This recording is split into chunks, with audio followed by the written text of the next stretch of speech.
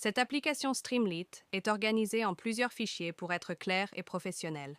Le fichier principal app.py gère toute l'interface, boutons, sliders, affichage, statistiques, et contrôle les étapes du programme.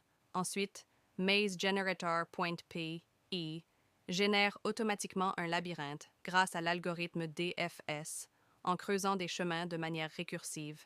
Puis, GameMap.py transforme la matrice du labyrinthe en une carte jouable en définissant les murs, les couloirs, le départ et l'arrivée, et en dessinant le labyrinthe sous forme d'image avec des couleurs et une souris animée.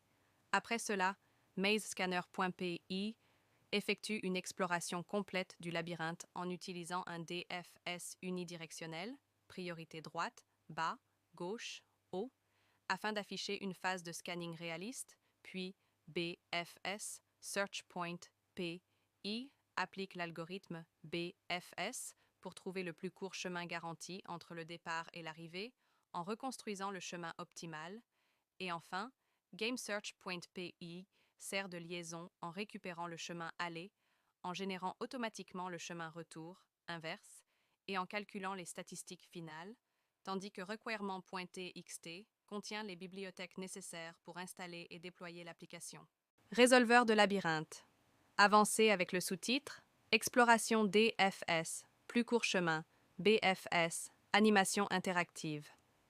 À gauche, on voit un panneau de contrôle, sidebar, contenant un réglage des dimensions du labyrinthe, ici 25, un réglage de la vitesse d'animation, ici 50, des boutons d'action, générer et réinitialiser.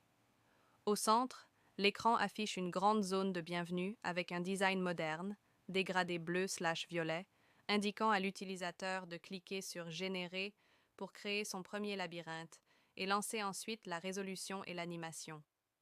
En résumé, c'est une interface propre, moderne et interactive qui présente ton projet de labyrinthe basé sur DFS et BFS. Les murs sont en noir, les couloirs sont en blanc. Le point de départ est indiqué en vert en haut à gauche. Le point d'arrivée est indiqué en rouge en bas à droite.